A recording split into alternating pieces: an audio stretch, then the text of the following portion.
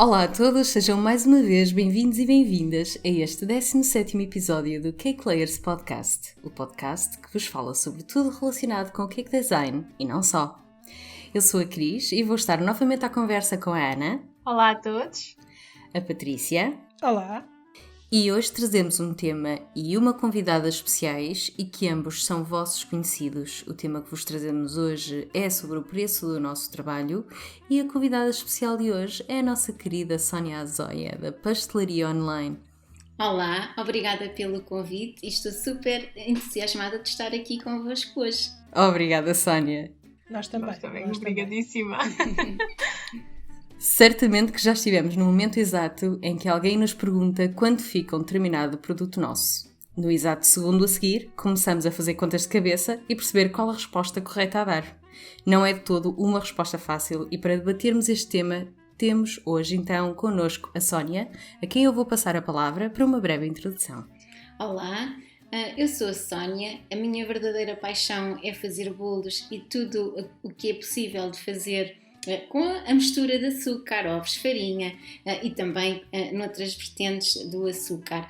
Eu já trabalho em bolos há quase 20 anos, adoro aprender, razão pela qual faço muita formação, gosto mesmo de aprender coisas novas, mesmo que às vezes depois não as desenvolva profissionalmente, gosto de aprender, gosto de perceber, gosto de saber o que é que se faz com o quê e tudo isso tem-me trazido até aqui. Sou formada em pastelaria em Portugal e pelo Cordon Bleu em Londres e pronto, o meu mundo é muito isto. Tenho um fascínio muito grande pelo perceber como é que se orçamenta, como é que se dá um preço a um bolo e isto é uma coisa também que é bastante antiga. Quando eu comecei a fazer bolos não havia absolutamente nada e eu achava que não poderia vender um trabalho diferente ao quilo, que era o que havia na altura, porque era assim que toda a gente fazia. Então comecei uma intensa pesquisa atrás de como é que se chegou às fatias, às gramas por fatia, como é que se tabularam os primeiros bolos e isso trouxe-me um bocadinho àquilo que nós vamos conversar hoje. Foi isso que teve na origem do primeiro livro, Sónia? Foi uma das coisas que teve muito peso na altura de criar o livro. O convite que eu tive na altura foi para fazer um livro onde eu trabalhasse as mesas e mesas temáticas e todas essas coisas, mas a realidade é que eu não conseguia separar uma coisa da outra e para mim era mesmo importante, até porque nós estávamos ali a viver quase como uma viragem daquilo que existia até então, que era estas pessoas todas que trabalhavam em casa e que faziam bolos diferentes do trabalho que era feito de forma mais industrial e nas pastelarias e para mim era muito importante passar essa explicação, até porque se nós fazemos um bolo diferente, como é que damos preço a esse bolo diferente e como é que lá chegamos? Eu acho que quando se entende o processo, depois consegue-se reproduzir, consegue-se aplicar à nossa realidade e ao nosso trabalho. Seja um bolo decorado, seja bombons, sejam bolachas, seja o que for. Isto é muito curioso, porque eu falei do livro não foi por acaso, foi porque nós chegámos à conclusão, e a Sónia vai ficar agora muito encalacada com aquilo que eu vou dizer, e peço desculpa por isso, mas chegámos à conclusão que nós as três temos o livro da Sónia e no nosso caso é o único livro que nós temos em comum, é realmente o livro da Sónia e deixamos-nos muito agradecidas por aceitar o convite para estar aqui connosco hoje à noite, porque já acompanhamos o trabalho dela há algum tempo e gostamos imenso daquilo que ela faz. Obrigada. Por isso, muito obrigada desde já.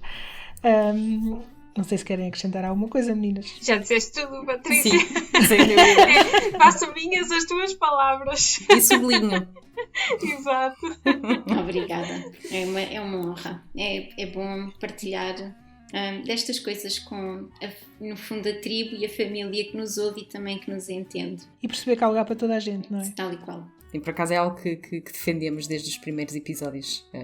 Apesar de sempre existir concorrência, defendemos sempre que há espaço para toda a gente. Todos os tipos de talentos, todos os tipos de objetivos, porque, enfim, não há limite para. Portanto, isso é um dos nossos ideais que nós, como cake designers, defendemos desde o dia 1. Por acaso, é muito curioso. Claro que sim, até porque quando uma estrela brilha acompanhada de outras estrelas, o brilho é muito maior. É mais forte. E desde que que se respeite isso, é claro que há sempre espaço para mais, é claro que a concorrência pode ser vista de uma forma feroz ou de uma forma amigável, e se conseguir ser vista de uma forma amigável é muito melhor para toda a gente, muito melhor, e há efetivamente espaço e mercado para todo o tipo de trabalho. Nós só temos é que perceber o que é que eu tenho para oferecer e o que é que os clientes ou os possíveis clientes que estão à minha beira podem comprar. Percebendo isto, conseguimos encaixar-nos aí, conseguimos encontrar o nosso nicho de mercado. Isso é uma ótima maneira de dar um mote aqui em relação à primeira ponto que gostaríamos de assinalar, que tem a ver com a prospecção do mercado. Portanto, vamos agora falar um bocadinho sobre isso para tentar perceber um bocadinho melhor o que é isto da prospecção de mercado. A prospecção de mercado é uma coisa que pode ser assustadora, mas é fundamental nós sabermos, porque nós vamos mesmo ter que perceber onde é que nós estamos e para quem é que nós queremos trabalhar, porque muitas das vezes nós temos muitas ideias, temos muitos desejos e muitas vontades que depois chocam com a nossa realidade. Eu tenho que perceber qual é o meu mercado-alvo, qual é o meu potencial cliente, até onde é que esse potencial cliente pode ir, e isto financeiramente falando, é que falar de números muitas vezes é aborrecido, é também considerado tabu, não tem e não deve, porque nós queremos vender bolos, queremos ganhar dinheiro. Para ganhar dinheiro temos que perceber onde é que ele está, que é o meu cliente. Precisamente. Até onde é que o meu cliente pode ir.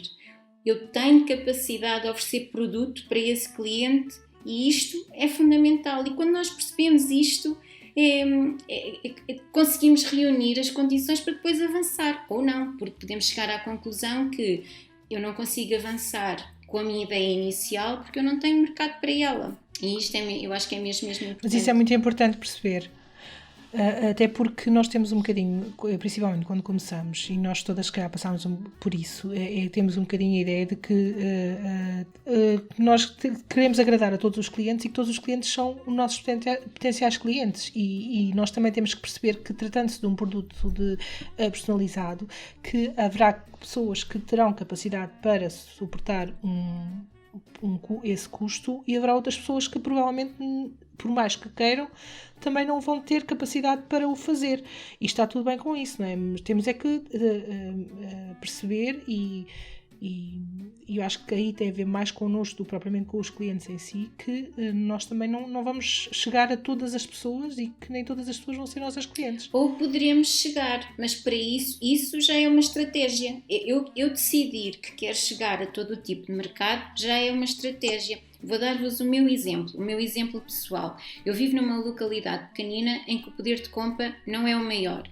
Na altura que eu comecei a fazer bolos, felizmente eu tinha clientes. Eu moro em Miradouro, que é aqui pertinho de Fátima, só para terem uma noção da localização. Quando eu comecei a fazer bolos, e porque eu fazia efetivamente coisas diferentes, eu tinha clientes num raio de Coimbra a Santarém. Eu tinha pessoas, e eles é que vinham cá, porque eu não fazia entregas. Mas isto estamos a falar de 2004, 2005, 2006, até 2011, em que não havia a quantidade de pessoas a trabalhar que há hoje. Mas isto eram as exceções, isto eram os eventos grandes, que não são o trabalho todo o dia a dia. E eu vivia exclusivamente da venda dos bolos. Portanto, eu tinha o meu ateliê, tinha contas, tinha o meu salário, tinha responsabilidades, eu tinha que faturar. Tinha trabalho só com bolos diferenciados. Não, nem pensar. Eu vendia muito bolo, que eu vou chamar de económico, o que não quer dizer que eu trabalhasse com produtos sequer diferentes. Eu não tinha produtos baratos e produtos caros, só tinha produtos. Ponto. Só tinha ingredientes. Ponto. Já na altura trabalhava com o cacau, por exemplo, para terem uma ideia, com o cacau da Calebo. Não trabalhava com outro. Mas isto fazia com que eu conseguisse chegar a todo o lado. O cliente queria um produto diferenciado, eu conseguia ter resposta para o produto diferenciado. Os pais queriam um bolinho só para levar para a escola, uma coisa mais simples. Era um bolo que era mais simples, mas eu tinha tinha essa possibilidade, eu conseguia ter isso no meu cardápio, e isto era uma questão de escolha. Sim, aí concordo, mas refiro-me é quando existe as vontades contrárias, não é? Porque há muita gente, por exemplo, há muitos clientes que querem um produto personalizado e não têm capacidade para poder suportar esse encargo. Era mais nesse sentido que eu me referia. Exato, aí já falamos de uma coisa que é completamente diferente. Aqui é uma questão, ainda não olhando tanto à parte do cliente que quer e não valoriza, é a questão de nós olharmos, nós enquanto fornecedores, olharmos ao mercado que nós temos, porque quando eu comecei a aprender a fazer modelagens, eu adoraria que o meu trabalho fosse só aquele, mas o meu cliente não tinha capacidade. Não era. Como eu adoraria, às vezes eu ainda hoje tenho o sonho de ter uma sala de chá em Miradouro, que rapidamente e fazendo meia dúzia de contas, eu chego à conclusão que não é viável, era quase um capricho, porque financeiramente não é viável. E isto é uma realidade, a matemática é cruel, mas é verdadeira. E dá-nos muitas vezes a resposta que às vezes a gente até nem quer, que aí já vai um bocadinho ao encontro daquilo que eu penso que tu estavas a dizer, que é nós queremos fazer o produto sempre nobre e o cliente não tem capacidade de o comprar. Exatamente, é isso. É nesse sentido, sim. Porque acabamos todas por nos deparar com situações idênticas. Penso que também, no caso da Ana, também poderá partilhar um bocadinho a sua experiência em relação a isso. Sim. Eu concordo com a Patrícia, porque realmente a gente, pronto, no início tem aquela cega à tentação de tentar chegar ao maior número de pessoas e pelo menos eu falo por mim, ainda demorei algum tempo a perceber que nem toda a gente era o meu cliente, pronto, que efetivamente teria que existir algum tipo de diferenciação. Eu faço como a Sónia, trabalho com vários tipos de produtos e também tenho os bolos decorados e tenho bolinhos mais simples, pronto, porque efetivamente há não só para as escolas, mas mesmo para casa. Eu até trabalho muito com bundt cakes, que acabam por ser mais simples, são bolinhos mais a massa, podem levar uma cobertura ou não, mas no início também tive alguma dificuldade em perceber para quem é que eu queria trabalhar, digamos assim, porque eu cheguei à conclusão que não dificilmente iria conseguir ter resposta para toda a gente. Pronto, que haveria sempre alguém que ia ter que ficar de fora. Eu não sei se a Sónia alguma vez sentiu isso, mas aqui eu também vivo num meio pequenino. Pronto, eu vivo nos arredores de Guimarães, vivo num meio pequenino e pronto, a concorrência até é mais na base das pastelarias. Pronto. Há também quem faça cake design e quem trabalhe com produto especializado, mas a grande concorrência passa por pastelarias e hipermercados e muitas vezes eu não digo, não é confuso, falta uma palavra. Eu acho que às vezes o cliente vem na expectativa eu ainda recebo muito aquela pergunta do quanto é ao quilo. Pronto, grande parte das minhas abordagens ainda são olha, quanto é que fica este bolo ao quilo? E, pronto, seja com exemplos meus ou com exemplos de fotos que enviam de bolos, pronto, ainda passo muito naquela parte de explicar que naquele caso o bolo não é ao quilo, porque não faz sentido, trabalho por orçamentação, pronto, ainda passo muito por isso, porque aqui na zona ainda se passa muito pela parte do quilo e de qual é o valor real das coisas. Ainda é um bocadinho difícil. Que é perfeitamente normal, porque se foram muitos anos de venda de bolos a quilo e de uma forma muito resumida, só para explicar porque é que se vendia aquilo. Nós durante muitos anos tivemos praticamente as pastelarias a trabalhar em regime de exclusividade e as pastelarias trabalham com muitas coisas que são standardizadas. Os tabuleiros têm aquele tamanho, os pratos têm aquele tamanho, as caixas têm aquele tamanho. Um pasteleiro olha para um tabuleiro e não podemos esquecer também que o equipamento é todo equipamento, ou na generalidade, é equipamento com uma capacidade grande. Nós conseguimos bater, Sim. vocês só para terem uma ideia, a minha batedeira era uma batedeira de 26 litros. Portanto, eu para bater um pão de ló com 4 ovos, eu nem sequer conseguia bater o pão de ló, por exemplo, naquela batedeira. Então, quando trabalhamos um batido, é tudo grande. O que é que o pasteleiro faz? Olha para o equipamento que tem, olha para o tabuleiro que tem e pensa, ok, vou fazer um pão de ló com 40 ovos, vou despejar o pão de ló aqui, vou cozer isto. Agora, como é que eu vou dividir isto para as pessoas? Como é que eu vou encontrar tamanho para as pessoas? Qual é o segundo desafio? É o tamanho do prato. É por isso que se eu for à pastelaria e disser que era um bolo para 13 pessoas, eles vão dizer, está bem, é um bolo de 1,5 kg. Porque eles não têm um prato para 13, têm um prato para 15, têm um prato para 1,5 kg. Porque o que é que se fez? Tínhamos tamanho de tabuleiro, tínhamos tamanho de prato. Começámos a dividir a massa, a pasta daquele tabuleiro pelos diversos tamanhos de pratos que temos. Depois, como é que chegamos aqui às 100 gramas? Ok, então já dividi a massa, já tenho o tabuleiro certo, agora vou ver quantas fatias é que isto me dá.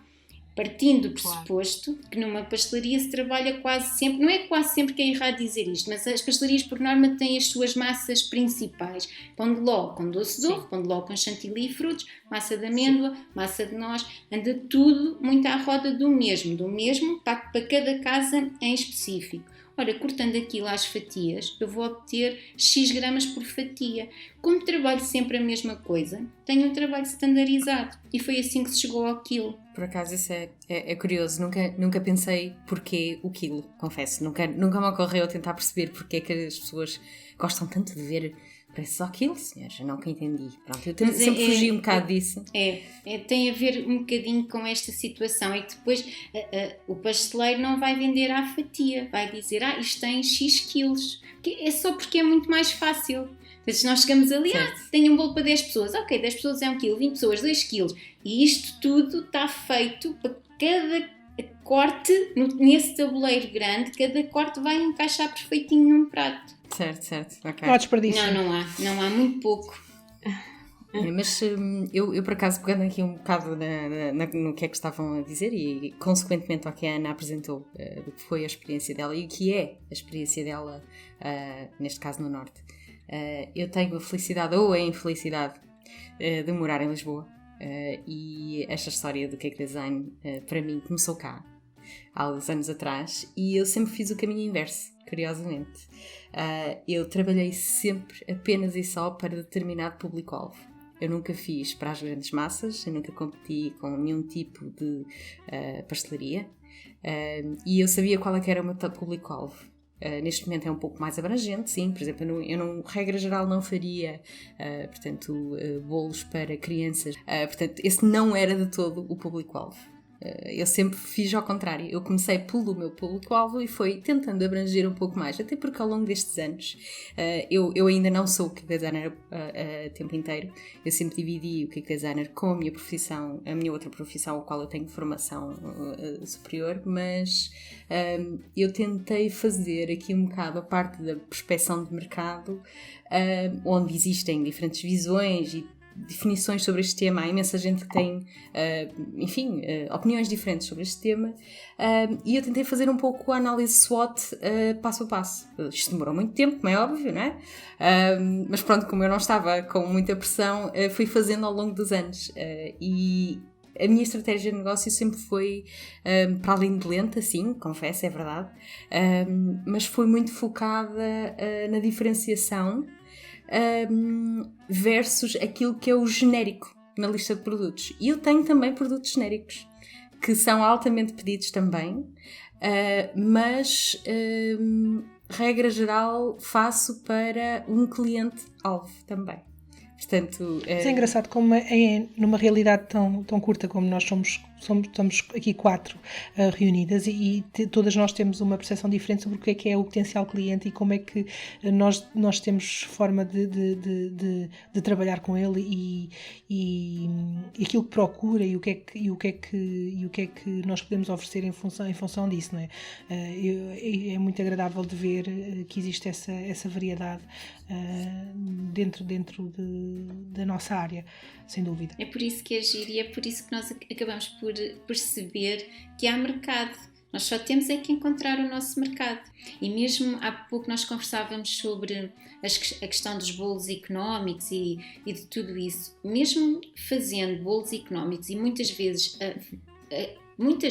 o termo bolo económico é quase visto como uma coisa de inferior qualidade. Não tem que ser. É que não tem mesmo que ser, porque um bolo económico não tem que ser feito nem com mixes, nem com produtos pré-feitos, nem pré-acabados, nada. É só um bolo onde nós vamos estar muito menos tempo. E é isso, essencialmente, que faz um bolo económico, porque de resto é tudo igual. Pois há ainda outra questão que nós abordaremos de forma mais aprofundada um pouquinho mais à frente, que é a rentabilidade que nós conseguimos tirar do espaço e do equipamento que temos. E isto não tem absolutamente nada a ver com a qualidade do produto em si, mas este pequenino pormenor muda tudo. Sim, faz muita diferença. E realmente o bolo económico não tem a ver com, pelo menos aqui da minha parte, é como a Sónia, como estavas a dizer, Sónia, porque realmente eu uso os mesmos produtos. Tem, sobretudo, a ver com o tempo, não é? Que a gente tem que estar dedicada àquele bolo, porque o produto em si, os ingredientes são os mesmos. Não tem, é como tu dizes, não está dividido entre mais económico ou mais caro. Isso. Não, tem mesmo a ver com o nosso tempo. Isso. Com o tempo que a gente despende.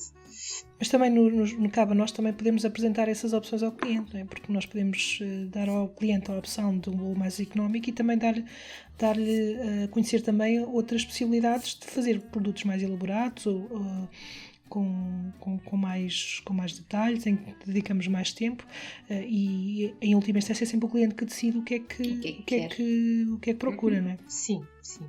E no meio disto tudo, portanto, no meu caso, aqui em baixo, eu digo aqui em baixo porque eu estou mais a sul de vocês as três, mas isto ainda é meio do país, note-se. Mas cá em Lisboa a concorrência é feroz. Eu costumo dizer que é a selva dos cake designers, num lado positivo, porque, pronto, como eu disse há bocado, há espaço para toda a gente, mas a concorrência cá em baixo é muito complicada. E pegando um pouco aquilo que a Ana estava a dizer e que é verdade, eu nunca fui atrás de um grande número de seguidores. Esse nunca foi o meu objetivo, até porque, pronto, eu já disse aqui anteriormente, eu luto um pouco com as redes sociais, mas eu prezo muito os clientes que eu já tenho. Eu mantenho-os e sei que gostam e voltam e mantêm o contacto e as encomendas. Portanto, cá em baixo é muito a luta pelos likes, quem é que faz mais bolos por semana, quem é que publica muito mais coisas. Eu não sei, eu não tenho muita noção no norte, por exemplo, ou mesmo até, enfim, na vossa zona aí de Leiria. Sim. Mas aqui este tipo de luta que acaba por se tornar um pouco a luta do preço, e eu não entro nestas guerras de preço, portanto eu não baixo só porque a vizinha faz mais barato, não faço isso, vizinha com entradas. Portanto eu não entro nessas lutas, muito menos lutas por seguidores ou pessoas que me visualizam, eu não faço isso. Não consigo ter sequer, aliás, nem sequer é prioridade para mim neste momento. A prioridade para mim é manter as pessoas que já me seguem, como clientes fidelizados, neste caso, e tentar crescer organicamente. Portanto, aqui um pouco em linha com a análise SWOT. Eu falei um pouco da análise SWOT, se calhar não é um termo conhecido para toda a gente, mas a regra geral é quando se faz, portanto, uma análise de negócio, a gente avalia aquilo que são as nossas forças, fraquezas, concorrência e... Está-me a faltar o último termo, que não me lembro, só me lembro o termo em inglês. Que é? Ajuda-me lá. Em inglês. Strengths, weakness, opportunities and threats. Ameaças. Oportunidades e ameaças. Exatamente, ameaças. Portanto, eu quando fiz isto e vou fazendo ao longo do tempo, porque isto é iterativo, para todos e quaisquer negócios, o mundo muda muito rapidamente, eu prefiro focar-me um pouco mais naquilo que é core para mim. e seguidores não é de todo core para mim neste momento. Se calhar eu perco por causa disso, é verdade. Há muito mais gente que vende muito mais do que eu. É verdade. E está tudo bem, acho muito bem. Mas não é de todo esta luta pelo preço. Eu não entro nessas guerras. Mas o segredo de ganhar dinheiro a fazer bolos ou não é um bocadinho esse, é não entrar na luta só porque sim. Quanto aos seguidores e por aí afora, as redes sociais são o que são e não vou entrar nessa discussão, porque eu acho que as redes sociais são quase um trabalho por si só. A tempo inteiro. Sim. A tempo inteiro. Nós somos da mesma opinião. Sim. E então As redes sociais é melhor pouco, mas bom, que muito e que não faça nada. E aí a única guerra que nós temos que entrar é connosco próprio. Ok, eu estou a cobrar aquilo que é certo pelo produto que eu comprei, portanto, por tudo aquilo que eu investi aqui, por produto, não é só um ingrediente, é todo o resto. Eu estou a cobrar esse valor, mais a minha mão de obra, mais o meu lucro. Eu estou a fazer esse trabalho bem feitinho, eu estou a avaliar a evolução que eu já tive e a colocá-la aqui. Essa é que deve ser a nossa guerra de preços, ela deve ser connosco mesmo. Fazer preços, há uns anos atrás eu ouvi uma frase e nunca mais me esqueci dela, que é dar um preço, é um processo, não é um projeto. Um projeto faz, analisa-se, acaba-se, está feito, entrega-se e acabou. Um preço é um processo constante, porque nós estamos sempre a trazer coisas novas para esse preço, nem que seja formação, conhecimento, novos produtos, novas técnicas, há variações nos preços e nos preços de tudo, portanto um preço não é nem deve ser fixo, constante. Hoje é 5, vai ser 5 até ao fim da vida, estático, sim, não deve ser. Nós devemos ir sempre analisando, tal e qual como a análise que falavas, e muito bem. Mas até porque até as próprias partes do preço podem variar, não é? Portanto, se eu calculo, por exemplo, sei lá, o custo da farinha e a farinha aumentar, ou o custo do açúcar e o açúcar aumentar, eu tenho que fazer refletir esse aumento também no preço final. Não posso por simplesmente ignorar e continuar a cobrar ao cliente o mesmo valor, porque na prática eu também vou pagar mais por esse produto e não posso ser eu a suportar essa diferença, não é? É um bocadinho assim. Mas falando ainda sobre a concorrência, há aqui efetivamente muito por onde procurar, porque nós muito raramente paramos um bocadinho para pensar antes de nos dedicarmos a esta área.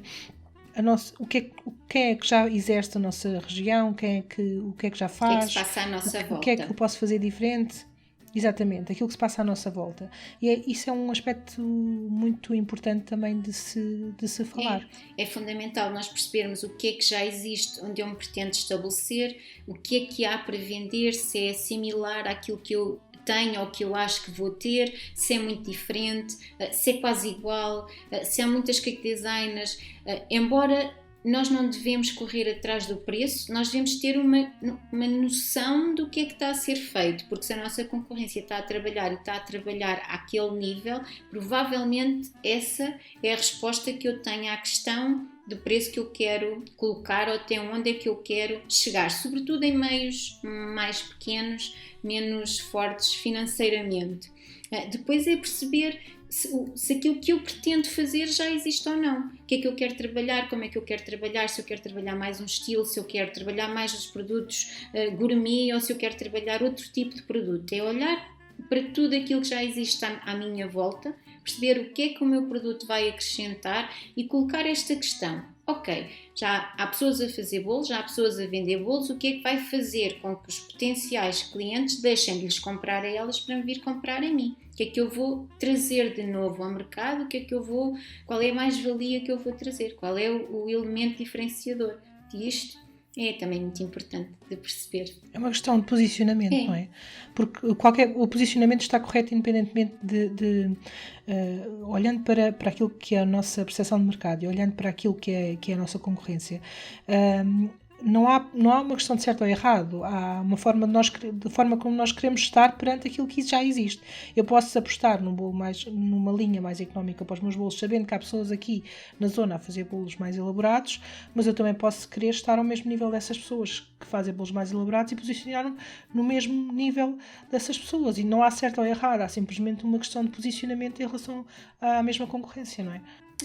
Eu aí concordo em absoluto. Há coisas que nós não... E eu penso que isto acontece convosco também. Há trabalhos que nós não queremos fazer, ponto. E não interessa se eles estão lá em cima, se eles estão lá em baixo. Há trabalhos com os quais nós não nos identificamos, ou não queremos perder tempo a trabalhá-los, ou não queremos mesmo trabalhar aquele tipo de ingrediente. E por exemplo... Em questões de ingredientes, para mim sempre foi muito importante, não tanto a marca, ser a marca XPTO, ser o produto ABC, para mim era importante que aquele produto fosse um produto com qualidade para comer, que eu sou uma pessoa que liga muito àquilo que come, e eu só tinha aquilo que eu iria comer, mas queria comer em confiança. E aí entramos um bocadinho numa história que é muito falada, que são os chocolates versus sucedâneos, as manteigas versus margarinas, e por aí, que não é a nossa temática de hoje. Mas isto era uma coisa que era efetivamente importante para mim, e era uma escolha não fazer determinado tipo de produtos, tal e qual como a dada altura, e para agora dar um exemplo oposto a este que acabei de dar, a dada altura eu decidi que não queria mais modelar noivos, porque na minha zona é tradição roubar-se os noivos. Então um casamento era cada casamento que eu fazia era um tormento, porque eu só estava à espera que o telefone tocasse e que a noiva estivesse histérica porque lhe partiram os noivos, como chegou a acontecer. Portanto, isto é também posicionamento. Eu não quero fazer isto, seja por que motivo for. Sim, isso também tem alguma coisa assim. Eu não faço ovos de Páscoa, ponto. Por muito que insistam, eu não faço, ponto. Percebo. Por acaso também é uma das... hoje em dia é uma das lutas. É os ovos da Páscoa. Faz ovos de Páscoa? Não. Não. A gente recomenda alguém, não faz mal, está tudo bem. A gente também não tem que fazer tudo, reparem. Eu acho que é importante isso, é identificarmos o que é a nossa linha de produtos, aquilo que nós fazemos, gostamos de fazer e temos prazer em fazer, quer dizer, e temos a certeza que vamos entregar uma coisa de valor, exatamente, confiança. Assim, é um bocado querer chegar a todos os lados e não dá. Eu sou a prova viva disso. Eu tento, enfim, tenho uma série de outros hobbies e efetivamente nem todos andam para a frente. Não dá. Nós somos só uma pessoa. E o tempo é finito. Há um ditado muito frequente aqui na nossa zona que costuma dizer que é muitos burros correm, algum deixa para trás. E é verdade, não é? Porque nós para ter uma questão de dedicarmos a umas coisas, não conseguimos dedicar-nos a outras e não conseguimos deixar o mesmo nível de resultado final em tudo aquilo que a gente faz, não é? Portanto, se nós somos pessoas exigentes e perfeccionistas, como a grande maioria de nós será, com certeza, temos também saber dizer que não a certas coisas e posicionarmos efetivamente daquilo que mais nos dá prazer fazer e daquilo que mais... Claro, daquilo que também temos mais confiança a fazer. Ok, então resumindo aqui toda esta questão da prospecção de mercado, e porque já falámos de bilhentas outras coisas pelo meio, o que é giro nestas conversas, portanto, é nós termos a capacidade de perceber onde estamos, qual é a nossa área de intervenção, quem é o nosso potencial cliente e fazer a análise da concorrência. E isto é o resumo de tudo aquilo que deve ser analisado quando fazemos uma prospecção de mercado. Para onde é que eu vou? O que é que existe lá? Qual é a minha mais-valia? Depois, e continuando aqui na linha de encarar esta coisa de vender bolos como um negócio, temos que olhar para ele mesmo nesta perspectiva. É um negócio, pode ser um micro negócio, mas é um negócio e ele só dá dinheiro se eu conseguir encarar dessa forma, mesmo que ele seja feito a partir de casa, mesmo que ele seja um extra ou um complemento ao salário que eu já tenho ou àquilo que já existe em casa. É muito importante nós conseguirmos separar tudo, e esta análise a gente só consegue fazer se nós formos rígidos. É uma grande chatice, é mesmo, eu vou dizer, uma grande seca, porque nós gostamos mesmo é de fazer bolos. Todas as outras coisas não são assim tão divertidas, mas nós vamos nos cansar de fazer bolos se não conseguirmos ganhar dinheiro com eles. Então temos que reservar aqui uma parte do nosso tempo a registar muito bem tudo o que são compras, tudo o que são despesas, até aquelas que nós achamos que não temos, porque às vezes nessas está uma grande fatia daquilo que nós vendemos. E a reter, e isto é mesmo para reter na cabeça, tudo aquilo que eu não cobrar, eu estou a oferecer. É quase como se estivesse a dar um bónus, uma nota. Tomem, vocês compraram o bolo, mas neste bolo eu estou-vos a dar este valor. E isso acontece sempre que eu não contabilizo a luz, a água, o tempo, o prato, a vela, a caixa. A caixa. Pois. É verdade. Mas com uma pequena nuance, Sónia. Eu estou a dar, mas o cliente não se apercebe que eu estou a oferecer. Mas o cliente não tem que se aperceber. Eu é Pois. que tenho que cobrar, e isto é uma coisa que é super importante nós todos percebermos. O cliente, e eu agora vou pôr-me no lugar de cliente. Quando eu vou à cabeleireira, ela corta-me o cabelo e leva-me X. Eu não lhe vou perguntar, olha, puseste a luz. Ou a água. Não, eu não me refiro a isso. Se nós não valorizarmos esses aspectos, uma coisa é oferecer ao cliente porque estamos a oferecer e dar... Ser fazer ver intencional. Exatamente, há ali uma criação de valor, não é? Portanto, eu ofereço ao cliente e há uma percepção de valor naquilo que eu estou a oferecer. Nesses valores que nós não cobramos, isso não existe. Não cobramos, oferecemos, mas não há criação de valor. Não, porque não se vê. Nós não consideramos esse custo e não se vê. Sobretudo quando nós trabalhamos em casa. Porque as coisas misturam-se entre aquilo que é trabalho e aquilo que é pessoal e comum, enfim, nas famílias. Mas A coisa mistura-se. mas nós devemos ter, e voltando aqui a este registro que deve ser feito o mais minucioso possível, nós devemos ter pelo menos uma noção daquilo que gastamos.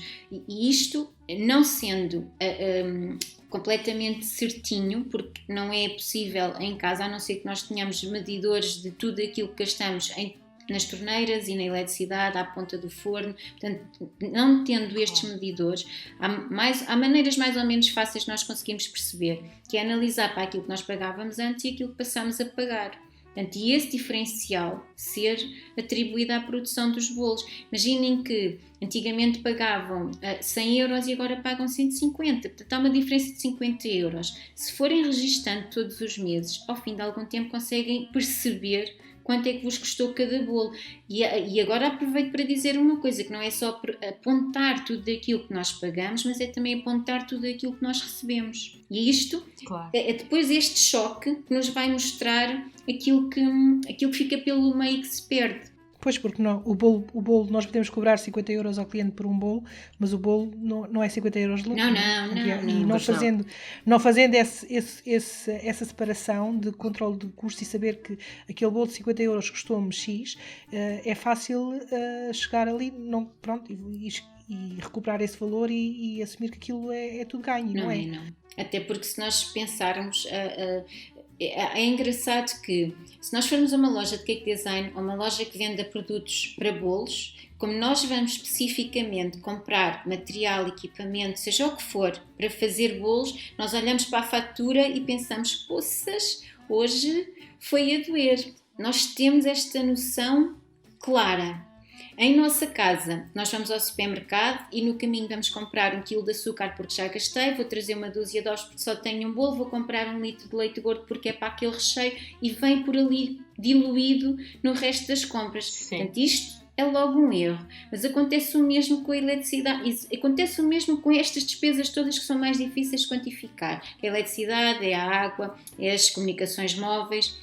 Isto, tudo aquilo que eu não cobrar, eu vou repetir que já disse isto hoje, mas tudo aquilo que eu não cobrar, eu vou estar a oferecer.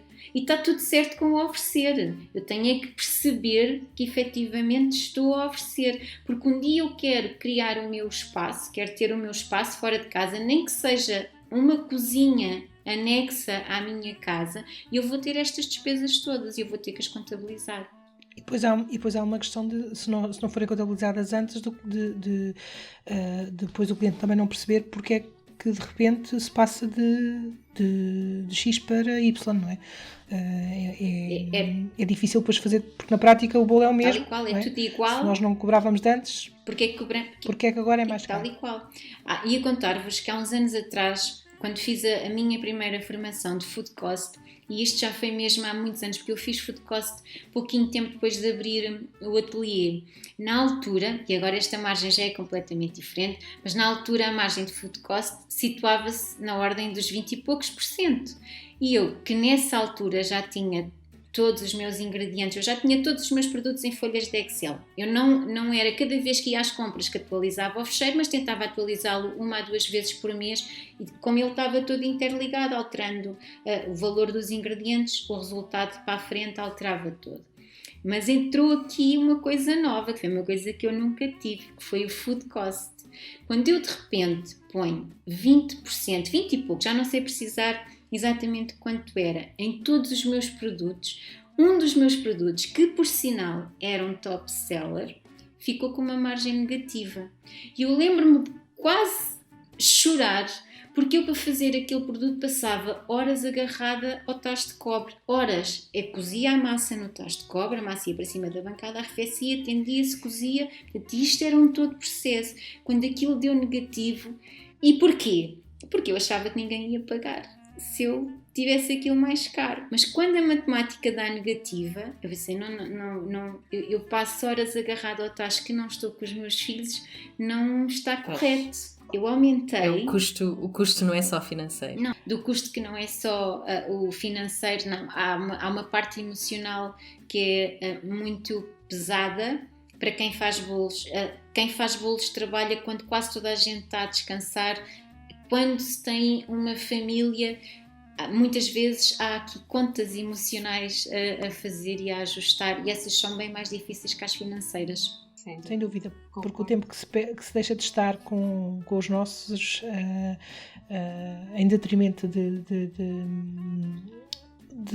daquilo que se dedica aos bolos, efetivamente é um custo muito pesado que pronto, nem sempre é considerado, sem dúvida. E isso não se aplica só a quem tem filhos. Não. Eu e a Ana não temos filhos e sentimos exatamente a mesma coisa, certeza absoluta. Não tem nada a ver com os filhos, tem a ver com a nossa vida.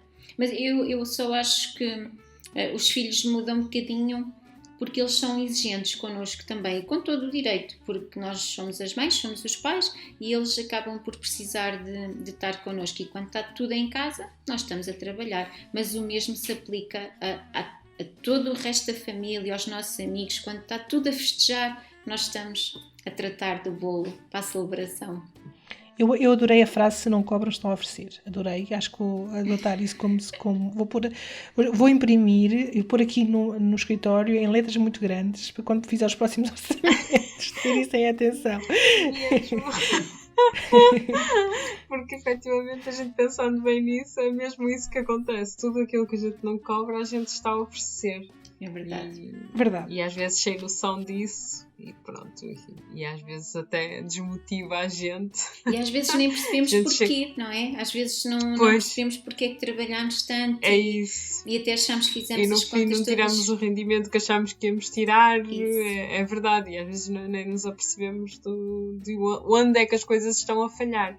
E efetivamente passa muito por aí. Tudo aquilo que a gente não tem noção que oferece, depois no fim tudo junto pesa muito. E nós pagamos, porque ninguém tem... Pois, é isso. É isso, não é? Porque quando nós vamos comprar, ninguém nos oferece. É isso. Vem tudo registado no talão. E efetivamente é uma frase muito verdadeira. Seguindo um bocadinho mais ainda aqui na nossa conversa, e já falámos um bocadinho sobre os custos e os custos variáveis, e há aqui um aspecto que é muito importante e que faz parte muito dos nossos trabalhos, tem a ver com a questão da mão de obra. Portanto, a questão de valorizarmos e contabilizarmos também esse tempo, muitas vezes é deixado um bocadinho para segundo plano, não é? Nós até podemos considerar os custos todos e considerar a água e a luz e por aí fora, mas esquecemos de desconsiderar na prática o nosso trabalho. Não concordam? É capaz de ser o custo mais difícil de contabilizar. Sim. Ou seja, não é uma coisa que esteja estipulada. Por exemplo, legalmente, quem sai de uma licenciatura recebe X. Há uma referência no mercado, por lei. Aqui não existe. É muito, muito difícil. Vais contabilizar o quê? Quantas formações fizeste? O que é o... Ou seja, eu acho que a dificuldade que a regra geral se sente é quanto é que o meu trabalho vale efetivamente por hora. E eu acho que apela um pouco aqui ao nosso lado um pouco mais emocional, porque depois achamos que estamos a cobrar demasiado e depois vamos a ver e afinal a vizinha do lado cobra mais ou menos e depois causa-nos um problema. Portanto, eu acho que isto não é só matemático, é muito de percepção pessoal até. Concordo em absoluto que a questão da mão de obra é a questão mais emocional de todo este processo de fazer contas. É o númerozinho nesta equação que é o mais difícil de calcular. Não devia, porque devia ser tão simples quanto isto. O que é que eu quero para mim? Ok, vou dizer 10 euros porque é um número redondo. Eu quero ganhar 10 euros à hora. Ok, então o que é que são verdadeiramente 10 euros? São 10 euros mais a taxa da segurança social e são 10 euros vezes 14, mas a dividir por 11, porque nós efetivamente queremos trabalhar 11 meses, ter um de férias, receber o subsídio de férias e o subsídio de Natal. Portanto, isto deveria ser tão simples quanto isto. Porquê que é emocional? Porque depois nós nos vamos comparar. Nós vamos comparar o nosso trabalho com o trabalho da A e de B, vamos achar que está melhor, que está pior, vamos tentar perceber qual foi o preço que A ou B fizeram e se o meu está equivalente ou se está a andar por ali, e isto era um exercício que era bom para toda a gente se deixasse de ser feito, porque o meu trabalho tem o meu valor, tem o valor que eu quero para mim. Agora, acho que há depois um ponto que é muito importante também, que é a inexperiência. Ora, se eu vou fazer uma coisa pela primeira vez, eu vou possivelmente levar o dobro do tempo a fazê-la que eu vou demorar depois mais tarde. E isto, a meu ver, não deveria ser pago pelo cliente. Deve haver aqui um ponto de equilíbrio em que eu percebo a minha real capacidade versus aquilo que eu gostava de ganhar. E muitas vezes isso não acontece. Achas que não? Muitas vezes isso não acontece. Acho que não, porque é assim, o custo da aprendizagem não tem que ser... como é que eu ia explicar? Não é que não tenha a ser suportada pelo cliente, mas eu treinar esse processo, o tempo que eu vou demorar a mais, o cliente efetivamente não tem que o pagar. E se eu estou a fazer isso por uma primeira vez, se eu me sinto confortável para o fazer para um cliente, eu tenho que já ter alguma mestria a fazê-lo, ou ter não é justo para o cliente ser ele a suportar o meu processo de aprendizagem com isso. Não quero com isto dizer que eu não tenha que incutir nos meus custos todos os processos de aprendizagem que eu possa vir a ter, mas não no tempo que nós dedicamos a cada projeto. Não o tempo do aperfeiçoamento, não é? Não o tempo do aperfeiçoamento da técnica, não é? Do que estiveres a fazer. Portanto, isto eu considero que talvez é mais justo uma média. Nesses casos, a gente ter mais ou menos uma média para aplicar como custo de mão de obra, porque não justifica, não é? Se sabes que efetivamente vais demorar, em vez de 5 horas, vais demorar 10.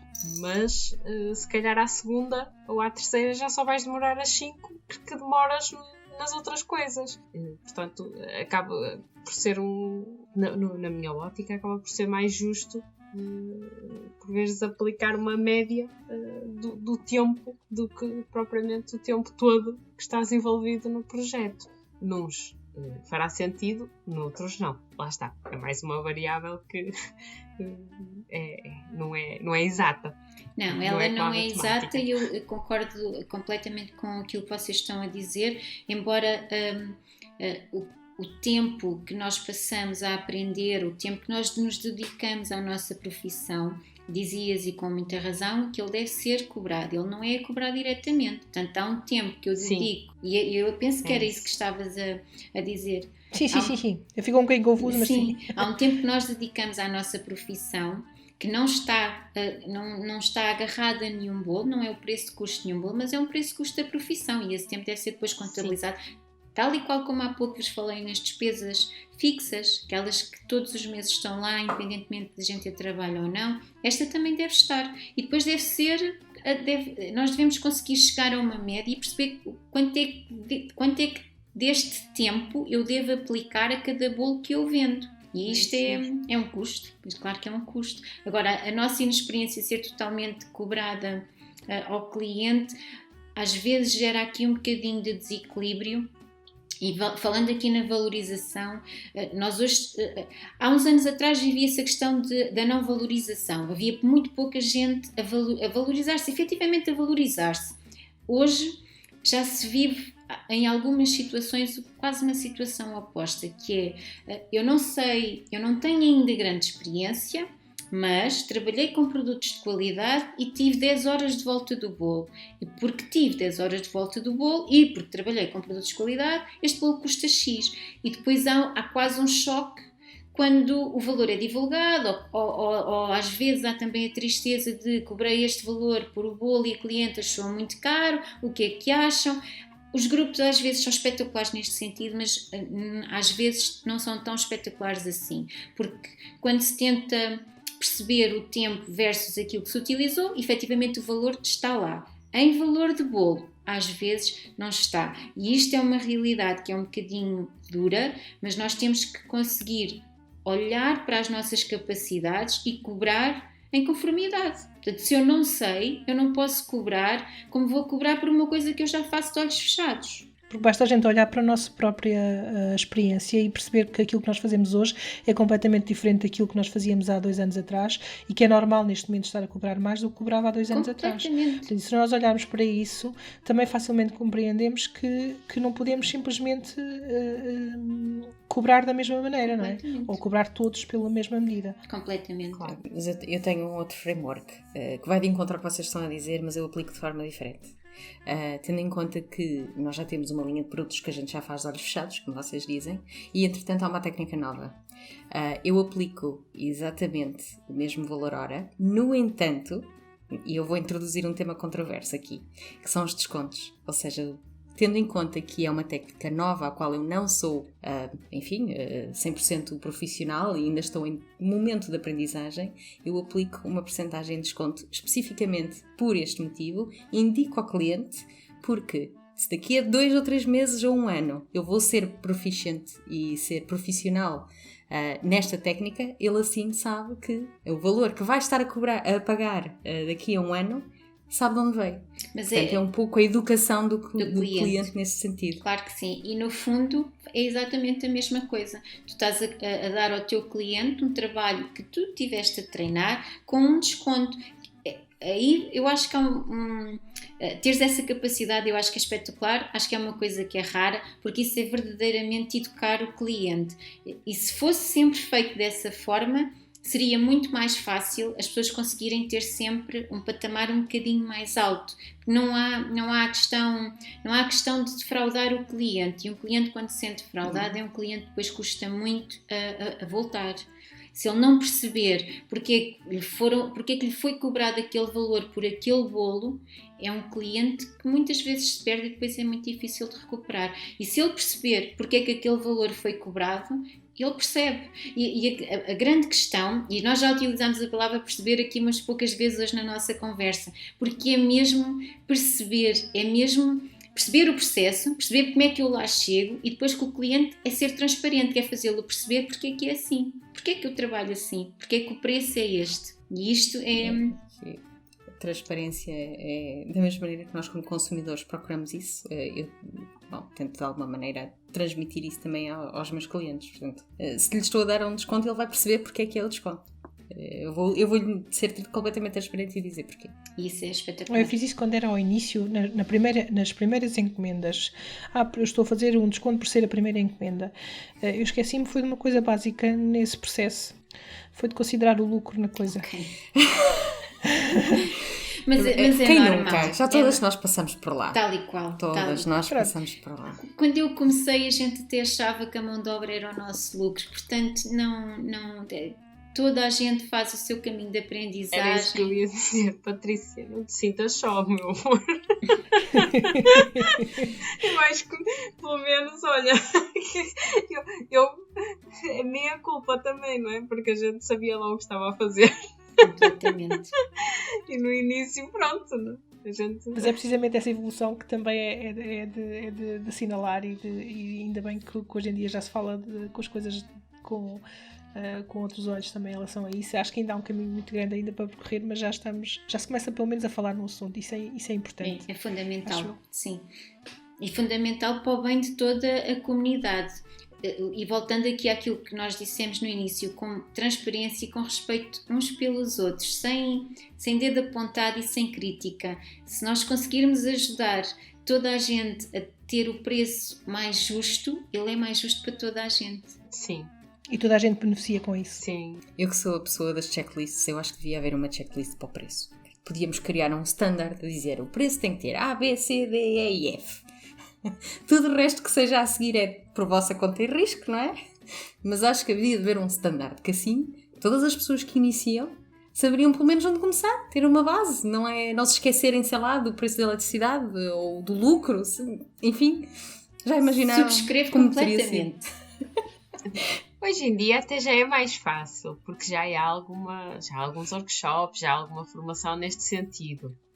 Pronto, eu quando comecei, a Sónia, não é? Quando começaste, cá não haveria nada disto. Nada. Quando eu e a Patrícia começámos, pelo menos eu da minha parte não havia grande informação ainda neste sentido, e penso que para ir para a zona da Patrícia também não sei se haveria grande oferta neste sentido. Eu explicar ao cliente que não tenho um preço para lhe dar agora, mas vou fazer uma proposta para lhe apresentar com os custos, com os valores para ele considerar. As pessoas ficavam assim a olhar para mim, mas eu só quero um pão de ló com 12 ovos. E não havia, mesmo a nível de formação, não é? Nem workshops, isto... Eu acho que o ano passado, talvez 2019, é que eu penso que se começou a haver um bocadinho mais de informação, ser um bocadinho mais... aberta. Um bocadinho mais aberta. Pronto, que as pessoas começaram a, efetivamente, organizar alguns workshops, foram aparecendo algumas informações, pronto, que sem abrir o livro todo, pelo menos já se dão umas guias, umas orientações, porque eu, quando comecei, não é, não encontrei, procurei e não encontrei. Também pode ter sido falta de... ou pode ter sido falha minha na procura. Posso não ter procurado no sítio certo. Hoje em dia já acho que é mais fácil, a quem quer começar, a quem está a dar os primeiros passos, já é mais fácil começar direitinho. Já acho que é mais fácil arrancar com as coisas mais orientadas e com uma melhor noção de como é que as coisas se fazem. Há mais informação. Sim, mas era um bocadinho também aquilo que a Sónia também estava a dizer há bocadinho, porque depois quando se começa, somos de tal maneira bombardeados que tens de contabilizar todas as horas de trabalho, tens de contabilizar todas as horas de trabalho, tens de contabilizar todos os custos, que muitas das vezes começa-se a cobrar logo à partida por um valores, por trabalhos que ainda se calhar não merecem o valor que está a ser cobrado. E isso é um caminho um bocadinho, uma linha muito ténue de se... Mas pelo menos tens a oportunidade de fazer como faz a Cris, o desconto. Mas sabes que estás a fazer o desconto. Quando não sabes o que estás a fazer, nem sequer consegues ter a noção de porque é que não estás a ganhar dinheiro. Porque tens medo de cobrar, não é? Tu chegas, não é? Quando não sabes o que estás a fazer, somas, vou cobrar isto, aquilo. Cobro 2 horas, pronto. E perdeste 7. Ou então faz aquela conta que é muito boa quando se tem uma indústria, que é somamos os ingredientes e multiplicamos por 3. Espetacular quando se tem uma indústria. Quando se trabalha a partir de casa e se liga ao forno para fazer um bolo, pois, temos um problema. É isso, as coisas não funcionam, não é? Depois, a gente, pronto, quando temos pelo menos a noção de como devemos fazer, quando temos a checklist, como diz a Cris, não é? Que ao menos tu preenches a checklist, ok, chegaste ao fim, deu-te um valor elevado, tu dizes, ok, eu não me sinto ainda com a confiança ou acho que ainda não tenho experiência para cobrar este valor. Vou aplicar um desconto, mas sabes que estás a aplicar um desconto, ou seja, dentro de pouco tempo conseguirás deixar de aplicar aquele desconto, enquanto que tu, quando não sabes o que estás a fazer, nem sabes porque vou-te pegar, vai começar a ganhar dinheiro. Mas aí eu acho que nós também podemos ser honestos e assumir isso, é assumir, eu estou no arranque, estou a começar, a minha experiência ainda é pouquinha, eu vou cobrar um valor simbólico por este bolo, mas aí é cobrar um valor simbólico mesmo, não é cobrar depois um valor que não é simbólico e complica isto tudo outra vez. Tem que ser gradual a evolução. Tem que ser, sim. Porque a evolução é naturalmente gradual. Portanto, o preço deveria acompanhar. Lá está, voltamos à velha questão. O preço é um processo, não é um projeto. E ele deveria acompanhar essa evolução. Mas esta informação devia ser passada ao cliente. O cliente devia saber que primeiro está a comprar uma pessoa que é inexperiente. E isto é uma coisa que nós já vamos falar daqui a mais um bocadinho, que é a relação expectativa àquilo que nós vamos obter. Portanto, o cliente primeiro deve saber que está a comprar alguém que é inexperiente e deve estar disposto a pagar essa inexperiência também. E nós, enquanto... E a correr esse risco. Completamente. Claro. E nós, enquanto fornecedores de produto, também temos que ter esse bom senso e conseguir perceber que, ok, eu vou chegar lá. Claro que eu vou chegar lá porque eu sou persistente, eu acredito e eu vou chegar lá. Mas ainda não estou lá. Pois é nesse sentido que eu me referi há bocadinho, efetivamente. Pronto, e porque nem sempre chega, não é? Porque muitas das vezes até em sentido oposto, quando é que o cliente também não dá o valor devido a tudo isso que nós tentamos transparecer e ainda assim não é suficiente. É super importante e a valorização, e isto é outra frase a reter e que já anda comigo há uma série de anos, a valorização, se não partir de nós, ninguém nos vai dar valor. Vocês lembram-se de uma publicidade que havia há uns anos que era da Matinal, e passa a publicidade, que dizia, se eu não gostar de mim, quem gostará? Eu acho esta publicidade genial e ela diz tudo e o mesmo se aplica à questão da valorização, sobretudo quando o nosso trabalho é manual. Se eu não valorizar o meu trabalho, ninguém mais o vai valorizar. E o que é que isto quer dizer? Que eu não posso continuamente vender o meu trabalho a um preço inferior àquilo que ele é ou àquilo que eu quero que ele seja, porque senão eu nunca vou conseguir chegar lá. Eu vou habituar o meu cliente ao barato ou ao mais baixo e depois não vou conseguir chegar onde eu quero chegar. Portanto, isto é um caminho todo que se faz, tendo sempre presente que eu tenho que valorizar o meu trabalho, mesmo quando o meu trabalho ainda está em processo de crescimento. Eu tenho que saber já nessa altura dar valor àquilo que eu tenho, sim, e passar esta mensagem ao cliente. E agora, indo ao cerne da questão mais emotiva disto tudo, como é que eu dou o preço ao meu trabalho? Como é que eu faço isto? É novamente muito simples. Imaginem que por algum motivo não podem trabalhar. Partem uma perna, um braço, Deus queira que não, têm que se ausentar para acompanhar um familiar, seja o que for. De repente, vocês vão ter que arranjar alguém da vossa confiança que vos substitua, que vos desenrasque o trabalho para o vosso cliente. Essa pessoa não vai trabalhar de borla. Quanto é que essa pessoa iria receber? Isto é um bom ponto de partida e tudo isto são nada mais do que são pequenos gatilhos para nós desenrolarmos às vezes os nós que nós temos na nossa cabeça. Como é que eu dou valor? Quanto é que eu valho? Ok, então se eu tivesse que pagar a outra pessoa, quanto é que eu pagava? Outro valor a reter na nossa cabeça. Há uns anos atrás, e quando eu dava formação, tinha este valor na ponta da língua.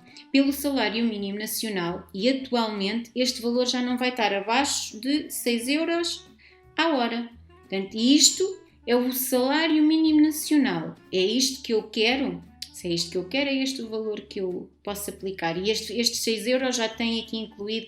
Eu penso que este valor deva ser um bocadinho superior, mas é só um número base. Já tem incluído o valor da segurança social e os tais 14 meses que nós só trabalhamos 11. Portanto, este é o valor pelo qual eu devo trabalhar à hora. Isto, se eu quiser o salário mínimo. Eu gostava de ganhar um bocadinho mais que o salário mínimo. É um bom indicador. Isso é importante falar nisso, e até porque muitas das vezes temos vergonha ou existe um certo tabu de se falar sobre valores em concreto, não é? E dar esta mensagem também de um valor base, estes tais 6 euros a hora que a Sónia estava a falar mesmo agora, é efetivamente pôr as cartas em cima da mesa e falar as coisas como elas são, porque muitas das vezes há muito preconceito de se falar destas coisas com tanta clareza, e eu acho que é uma pena, porque todos beneficiaríamos muito mais se tivéssemos estas abordagens mais frequentemente. De uma forma mais aberta, mais... Sim, eu também concordo convosco. Às vezes acho que, lá está, às vezes é mais fácil apontar o dedo que, ok, vamos lá perceber aqui o que é que... onde é que eu te posso ajudar, o que é que nós podemos alterar, como é que nós podemos todos crescer. E eu acho que o caminho é este, é falar muito abertamente das coisas. E voltando aqui à questão do valor, outra das questões que eu colocava muito em formação é: uma senhora da limpeza, e com todo o respeito que tenho pelas senhoras que fazem limpezas, não ganha a menos de 7, 8, 9, 10, depende do sítio do país onde está, Sim. à hora. E vamos ser assim muito frontais, diretos e francos e de coração aberto, dizer que essas pessoas chegam às nossas casas, têm o equipamento lá, têm a matéria que precisam para trabalhar lá, ou seja, a vassoura está, o aspirador está, o detergente está, o esfregão está, portanto aquela pessoa só vai e leva o corpinho dela e faz o trabalho e ganha este valor à hora. Portanto, nós fazemos um trabalho que é diferenciado. Ele não tem todo o mesmo valor, e aqui voltamos à questão da valorização. Portanto, um trabalho em que nós estamos a aplicar técnicas que são difíceis de trabalhar não tem o mesmo valor que tem um bolo que tem só uma glace por cima e está entregue ao cliente. São trabalhos diferentes, mas ambos têm o seu valor. Eu por uns posso ganhar, vou dizer, a 10 a hora, e por outros posso ganhar a 15 ou 20 ou 35 a hora. Não interessa. Claro. E isto é muito importante de perceber. Cada um de nós tem o seu valor, e esse valor deve ser respeitado, quando muito, por nós. Sim, primeiro por nós, porque se não formos nós a ter essa noção, a ter esse... É valorização. Esse a vir cá guia, dentro. Não é? Uhum. A ter esse guia, os outros não têm a obrigação de valorizar por nós. Não têm. Portanto, tem que começar por nós. Então, e pegando aqui um bocadinho na ideia da Cris ter uma checklist, dar um preço a um bolo deveria ser mesmo muito simples. Nós temos o custo, e o custo é imaginarmos tudo aquilo que sai da nossa casa e não volta mais, e nesse custo tem que estar os custos variáveis, que é tudo aquilo que eu não sei o que é que vou gastar, como a farinha, os ovos, eu só vou comprar na medida das encomendas que tenho. É a mão de obra. E já percebemos que emocionalmente é mais difícil de tabular. Ainda assim, nós vamos ser capazes de olhar para o nosso trabalho e atribuir-lhe um valor e depois aplicar o bom senso em cima desse valor, não esquecendo nunca que a valorização tem que partir de nós. Se nós não nos valorizarmos, ninguém mais o fará. Em cima disso temos os custos fixos, e os fixos são todos aqueles que, independentemente do número de vendas que nós tenhamos, estão lá, como a luz, o telefone, a água, todas estas despesas. Depois temos o lucro ainda não falámos aqui do lucro. O lucro é aquele pedacinho de valor que deve sempre existir numa venda e que nos vai permitir um dia ter fundo de maneio para um stress qualquer que nos apareça, que nos vai permitir investir no equipamento que nós queremos mesmo investir, que nos vai permitir, por exemplo, ir a uma feira, que é uma despesa inesperada, e que nos vai permitir passar por pandemias como esta que ninguém esperava. Portanto, o lucro é uma coisa que deve estar sempre presente. Quanto ao lucro, eu não tenho um valor que vos consiga dar, até porque eu acho que ele é variável. Eu tentava sempre ter um lucro no mínimo de 20% em todos os meus produtos, e no mínimo, porque quanto mais exigente era o produto, maior era o lucro que eu também queria ter com aquele produto. Isto, de uma forma muito simples, se eu pensar, o tempo é uma coisa que é finita, e se eu pensar numa semana, ela tem 5 ou 6 dias de trabalho. quanto é que eu quero ganhar com aqueles 5 ou 6 dias de trabalho. Se um projeto me ocupar a semana inteira, esse projeto vai ter que me dar em percentagem de lucro o equivalente aos 10 ou 20 ou 30 bolos que eu iria fazer se não tivesse aquele projeto. Portanto, o lucro é variável e deve sempre acompanhar o trabalho que nós estejamos a fazer. Somando isto tudo, chegamos ao preço. E isto deveria ser muito simples, mas nós vamos fazer a tal checklist, vamos criar uma checklist de como dar um preço e vamos colocar todos estes tópicozinhos nessa checklist. Checklist, Cake Podcast, featuring Sónia Azoia. Tal e qual. É uma excelente ideia. E assim é mais fácil para toda a gente não deixar nada de fora, ou pelo menos ter a consciência de que a despesa existe. Exato. Porque acordar... Se depois é contabilizado ou não, isso já são outros 300. É isso. Pelo menos acordamos para a realidade e trazemos para o nosso consciente todas estas pequenas coisinhas. Depois aquilo que nós fazemos com elas pode não ser imediato, mas vai ficar cá e vai acabar por acontecer. É isso, vai começar a remoer e a gente vai começar... Pronto, agora vou começar a pôr isto. É isso mesmo. É aquela vozinha que nos moe de vez em quando o cérebro realmente vai começar a fazer o seu trabalho. É isso mesmo. Para que a gente comece a considerar esses valores. Pois, e agora vem aquela parte em que a gente chegou ao preço. Não é? E vai apresentar ao cliente. Vai aquela parte do ok, olha, o preço é este. E às vezes o cliente ou fica chocado ou acha muito elevado, ou desaparece. Grande parte dos clientes desaparecem num buraco negro do universo. E nem sim, nem não, nem obrigada, nem... Oh, Ana, mas esses eu vou querer acreditar que não eram clientes. Eram potenciais clientes. Porque eu quero acreditar que vocês já têm clientes... E vou querer acreditar que alguns já nem perguntam preço. Vão-vos dizer, olha, gostava mesmo de ter este tipo de bolo. Sim.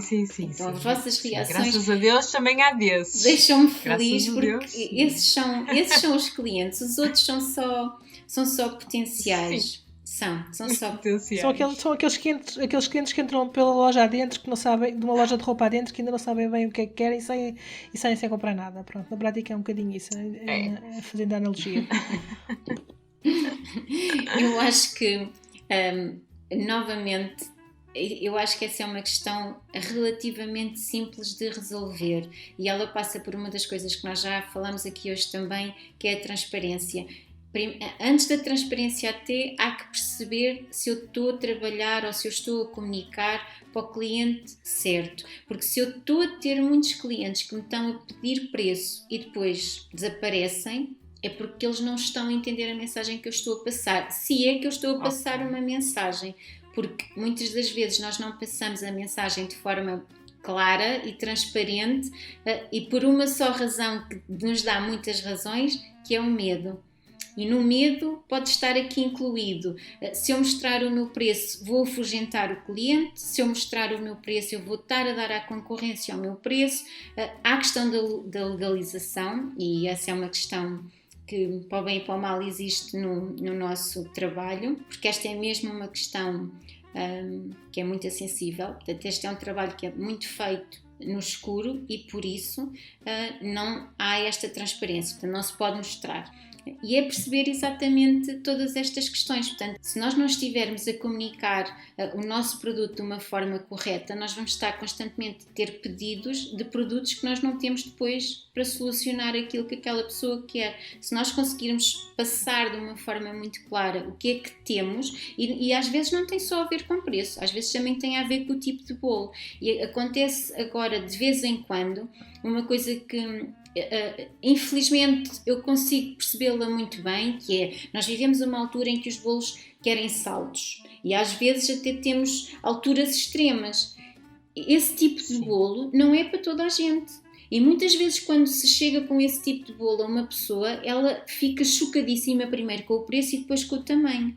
Não era aquilo que ela estava à espera. Ela estava à espera de um bolo quadrado ou retangular para dar supostamente, porque em número de fatias depois é igual, mas para supostamente dar mais fatias. Se eu não comunicar tudo bem, e não tem só a ver com o preço, tem a ver também com o estilo do trabalho, eu vou andar sempre a responder a orçamentos que eu até nem precisava de responder e a ter reações que até eram evitáveis, não me acrescentam absolutamente nada, deixam-me às vezes até desmotivadas, mas isto tem só a ver com a questão de eu não estar a passar uma mensagem correta e muitas das vezes para o público correto.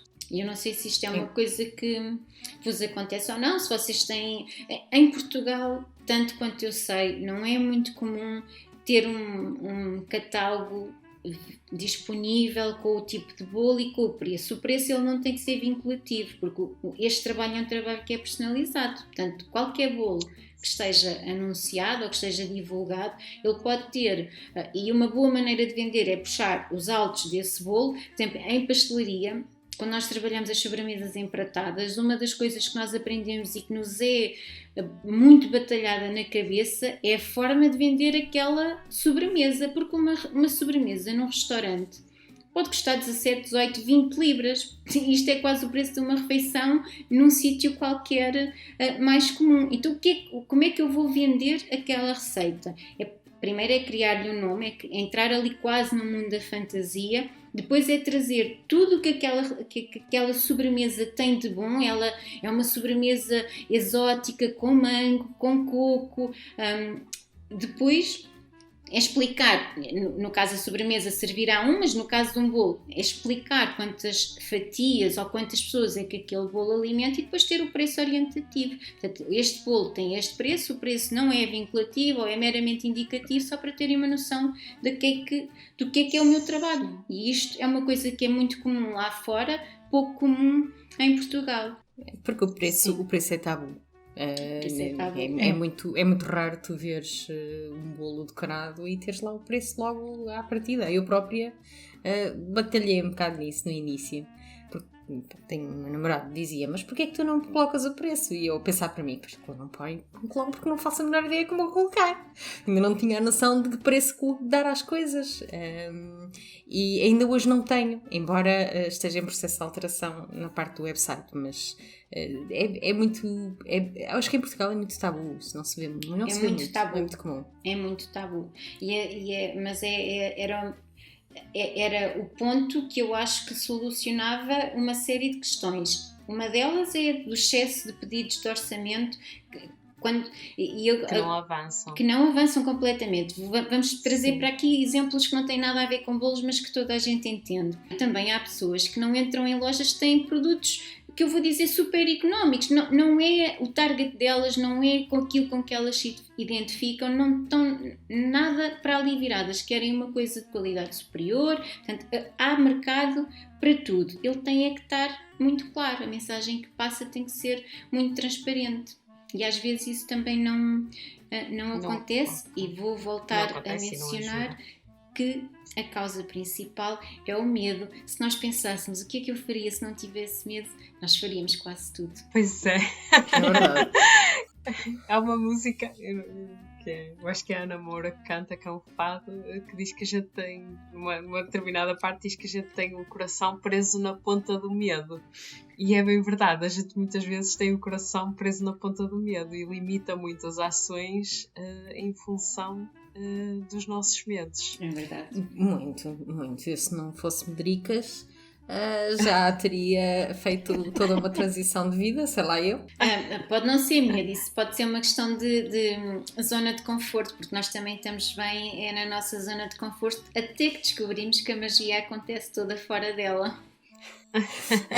Também, mas existe aqui muito a parte da... Eu acho que até já falei nisso num outro episódio, que existe aqui um pouco esta questão de agarrar-nos àquilo que é para nós o conceito de estabilidade. Pronto, eu sei que estamos aqui um pouco off-topic, não me vou prolongar, mas é para mim, pessoalmente, para além de ser Medricas, é a questão da estabilidade. Pronto, enfim. Mas a estabilidade é fundamental, e aqui a questão do medo não era tão profunda, era era mais suave, era no sentido de nós não termos medo de nos expor, com medo daquilo que os outros vão achar e de como os nossos pares nos vão julgar. E é este medo que às vezes é limitador. O teu medo é um medo mais consciente, que é as obrigações que a vida nos dá e que nós temos que medir e pesar muito bem antes de tomar certas decisões. Portanto, esse é outro tipo de medo. Aqui é mesmo nós, de alguma forma, conseguirmos uma liberdade que nos permita dar um preço às nossas coisas, ao nosso trabalho, porque se nós pensarmos assim, bottom line, o que é que eu quero para a minha vida? Eu quero vender bolos a este preço. Então, se eu quero vender bolos a este preço, porquê é que eu escondo isso do mundo? Eu tenho mais é que abrir as portas da minha casa e gritar a todo o mundo: pessoas, eu quero fazer este trabalho, eu acho que mereço este valor, é isto que eu quero. Quem quiser este tipo de trabalho, estou disponível. Quem não quiser este tipo de trabalho, eu não estou disponível. Porque senão estamos sempre a trabalhar com mercados paralelos, que depois não dão em nada. É verdade. Mas isso é uma grande verdade. É uma sem grande dúvida. verdade, e perdemos tempo. Tempo, paciência e vida e saúde. E tudo mais. Oh, Sónia, nunca pensaste em dar ali um workshop ao Ministério da Economia? Não, eu e a política, eu acho que tenho uma personalidade, como é que eu ia dizer, eu não iria funcionar. Não, pronto. Na realidade eu também não. Eu e política temos uma relação de amor-ódio, mas Pois. enfim. A parte do politicamente correto, e politicamente correto quase não importa o que nem porquê, não é uma coisa que eu consiga. Eu iria ficar com muitas dores de barriga. Não. Percebo-te, compreendo. Associado ainda aqui ao tema do medo, há ainda o receio relativamente à expectativa que um cliente possa ter ou não relativamente ao nosso trabalho, que é uma coisa que a gente não controla. Só controlamos do nosso lado e não aquilo que o cliente está expectante relativamente ao que vai receber. Só vos acontece a vocês. Eu fico sempre apavorada quando é para entregar um bolo. Tenho sempre medo que o cliente não goste. Não, faz sentido. Faz. Não é que o cliente não goste. Eu poucos trabalhos entreguei que olhei para eles e pensei, não. Eu acho que a gente tem que ter uma conta, peso e medida, que é como a Cris diz, a gente não controla. Mas à parte, como é que eu tenho a dizer isto? Não sei, eu nunca tive pânico que o cliente não gostasse. Nunca me deu aquele medo assim mesmo. Dizer assim, oh meu Deus, não vai gostar. Claro que tu estás sempre à espera de uma reação e às vezes essa reação não chega de imediato e tu ficas na dúvida. É aquela coisa do... Pronto, não é? É só o tá bom. Pronto, tá bom, é isso. E depois até... É isso. Depois até a coisa... acabas por ter um feedback à posterior, mas nunca, não sei, não te posso dizer que tenha sentido assim aquele medo, posso definir mesmo como medo do momento de apresentar o resultado final. Eu acho que nós somos os maiores críticos de nós próprios e depois cada um de nós vai arranjar a definição para essa autocrítica. Uns vão dizer que têm medo da reação ou que ficam em pânico, outros vão dizer de outra forma, mas a realidade é que ao fim de cada bolo nós olhamos para ele e pensamos, para a próxima vou fazer desta forma, porque acho que vai ficar ainda melhor.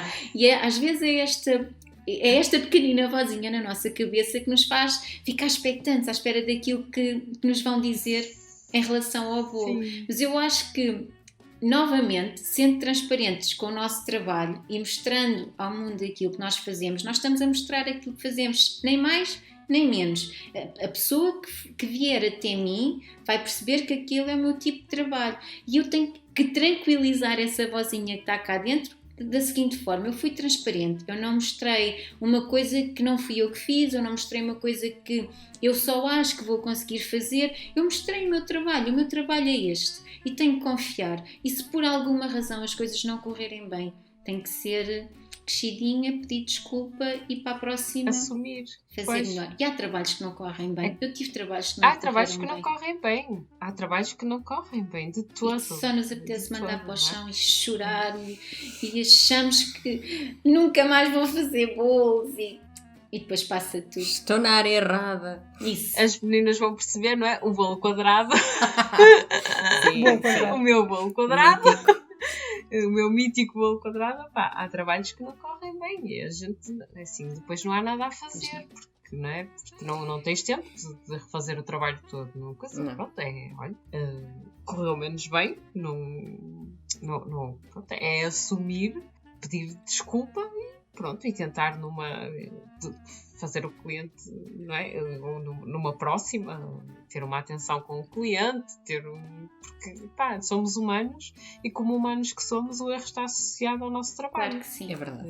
Não há forma de... E lá está, como a Sónia dizia, ser transparentes connosco e com os clientes também nesse aspecto e assumir isso. É isso Sim. mesmo. Há sempre aquela pequena probabilidade das coisas não correrem como a gente quer, apesar da gente dar o melhor e fazer o melhor e tentar ao máximo, há sempre alguma coisa que pode correr menos bem e a gente, pronto, tem. Mesmo quando são trabalhos nossos, as pessoas dizem que era um bolo igual a este. Eu muitas vezes tento explicar que, olha, igual, não. é difícil. Pois, claro. Exatamente, porque apesar, mesmo que se não for um trabalho meu, quando as pessoas enviam, porque hoje em dia é muito fácil, com acesso à internet, com Facebook, Pinterest, acontece-nos a todas, pelo menos a quem vende bolos ainda, não é?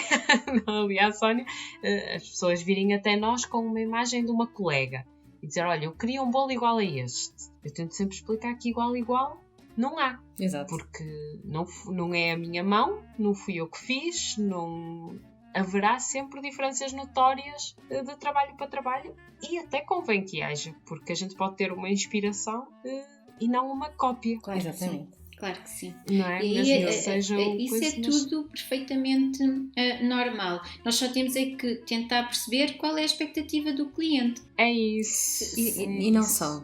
E não só, eu diria que é importante até para nós termos confiança no nosso trabalho, porque apesar de sim, de correr mal e enfim, e tem defeitos, porque ninguém é perfeito neste mundo e por aí fora, confiança de que nós estamos a fazer o melhor que sabemos, o melhor que conseguimos no dado período de tempo que temos disponível para o fazer. Portanto, eu acho que isto pelo menos acalma-me a mim os ânimos. Eu sou um bocado de ansiedade, sou muito ansiosa, mas isto acalma-me. Sim, é muito verdade, porque a gente, é como tu dizes, a gente ter confiança naquilo que está a fazer, independentemente de até um mês a seguir e fazer um bolo muito semelhante, e é como a Sónia diz, a gente olha para ele e diz, na próxima vez vou fazer assim, e na próxima vez fazes assim. Naquele momento era o melhor que tu sabias, era o melhor que tu podias dar, por isso eu tento sempre relativizar essa sensação de defraudar a expectativa, porque pronto, tento fazer uma gestão a priori.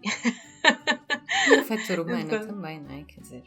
E sendo, quando nós trabalhamos de uma forma transparente, eu acho que mais de metade desse caminho já está feito, porque o nosso trabalho já estava à mostra. Ainda assim, e mesmo quando nós temos clientes repetidos e agora numa visão completamente diferente nesta questão da expectativa, nós devemos sempre tentar perceber muito bem o que é que o cliente quer, porque o cliente até já pode conhecer o nosso trabalho, saber o que é que nós mais ou menos fazemos e de vez em quando aparece o cliente que diz, é o nosso cliente habitual e diz, olha, eu quero um bolo para os meus anos, faça aquilo que tu te apetecer.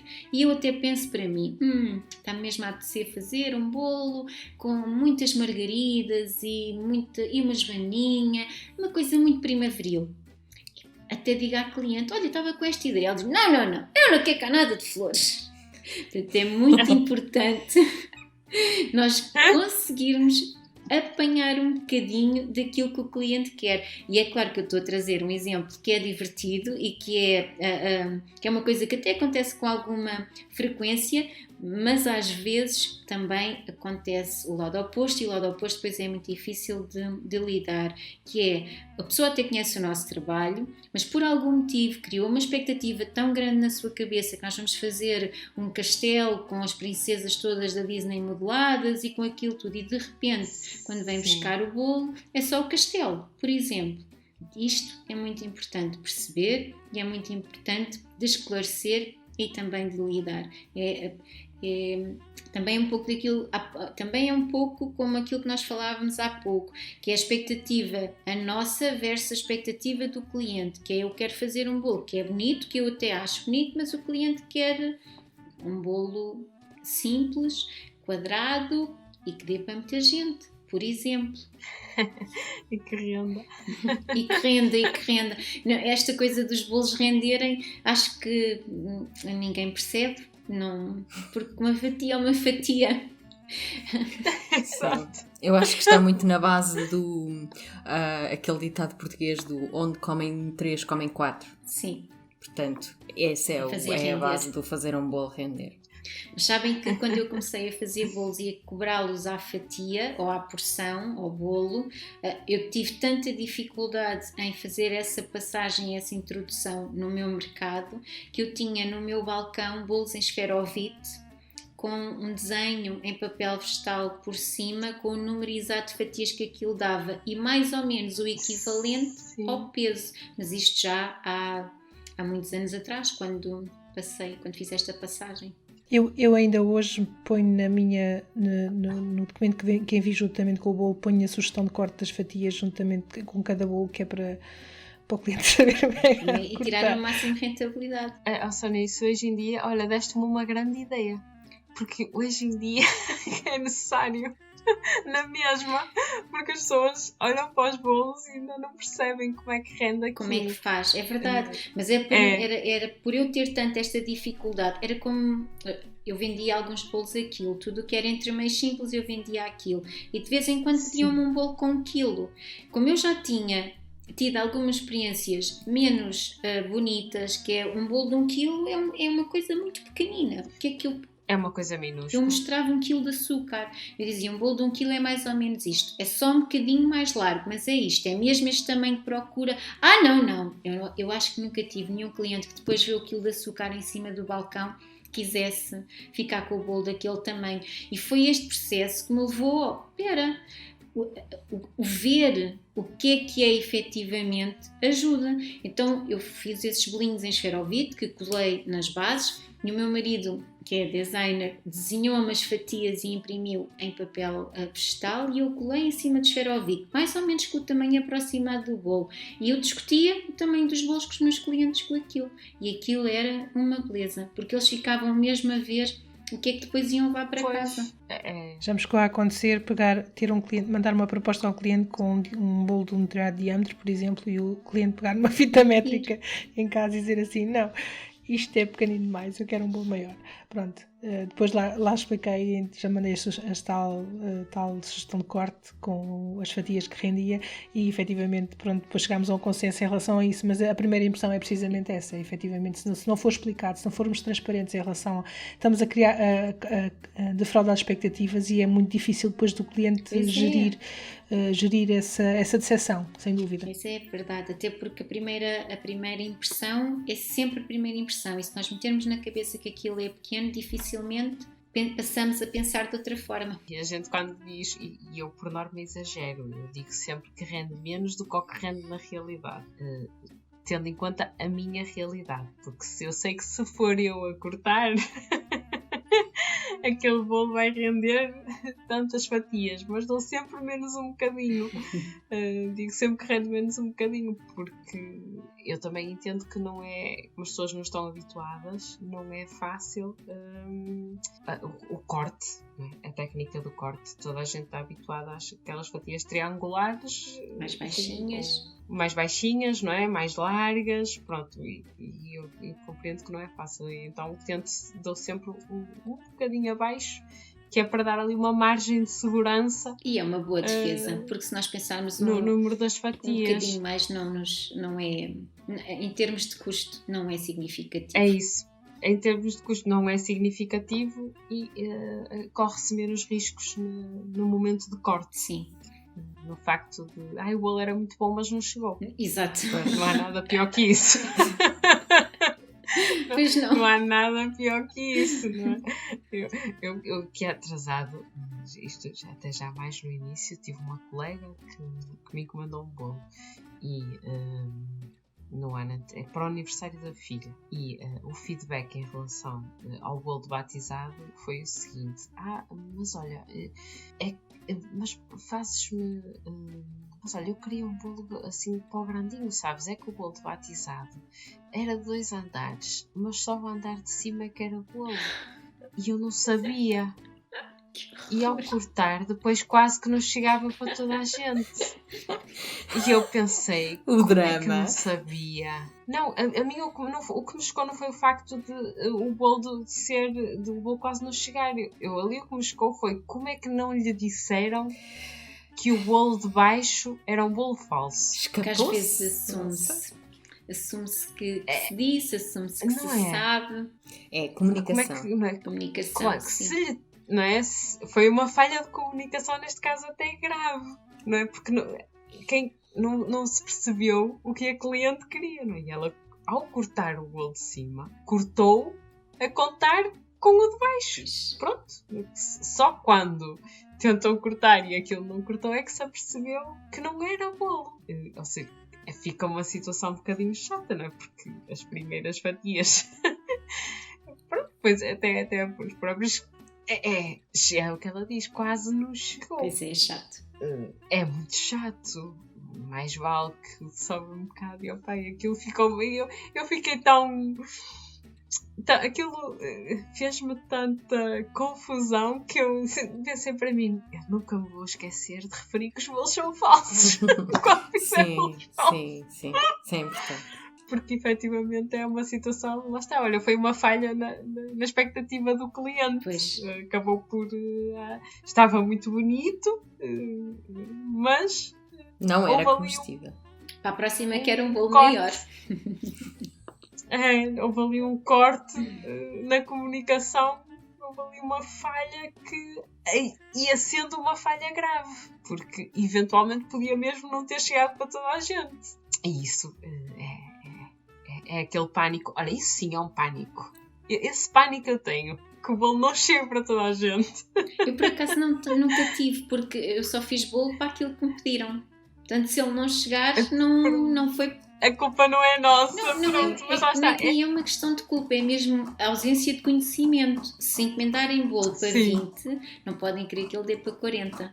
Pois é isso, é Não- isso. não- Eu sei lá. Eu sei lá, mas pronto, a gente faz, não é? Não podem querer que chegue para 40, mas lá está. Olha, é um dos meus pânicos, é que o bolo não chega. Não acredito, chega sempre. Se a encomenda for bem feitinha, Pronto. vai chegar sempre.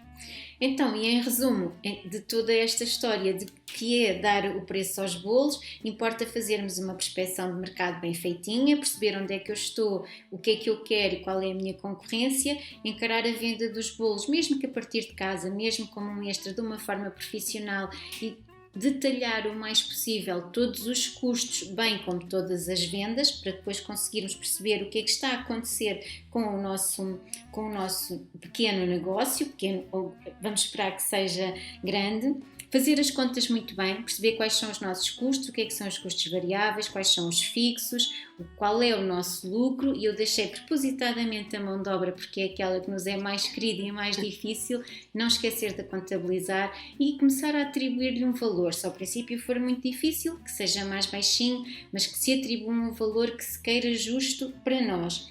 Finalizamos depois, falando aqui um pouquinho da expectativa de que é todo este trabalho, de tudo aquilo que nós fazemos versus aquilo que o cliente procura. E chegamos aqui à conclusão que quanto mais transparente for todo o nosso processo, mais fácil ele é para nós, para o cliente e para os nossos pares, para todos nós enquanto comunidade de pessoas que fazem bolos personalizados e trabalhos diferentes.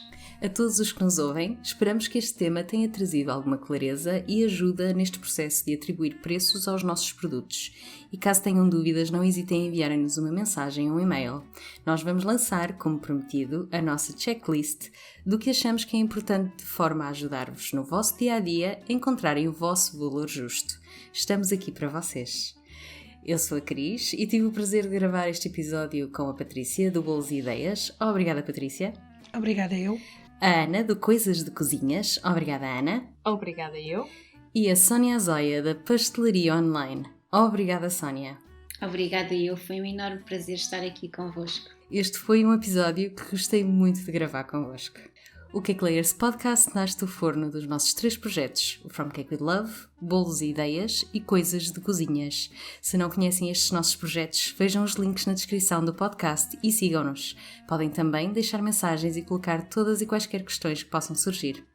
Muito obrigada a todas vocês que estiveram desse lado a ouvir-nos e principalmente por todo o apoio que nos tenham dado. Gostamos muito de ser a vossa companhia. Se tiverem feedback, ideias ou sugestões, podem nos enviar um e-mail para cakelayerspodcast@gmail.com. Se gostaram do nosso episódio, então cliquem em subscrever e não percam nenhum dos episódios que fazemos para vocês e ajudem-nos a chegar aos vossos amigos e famílias partilhando o podcast com eles. Nós voltamos daqui a 2 semanas, na quinta-feira, com mais um episódio com camadas de conversas. Até lá, que os vossos dias sejam muito doces.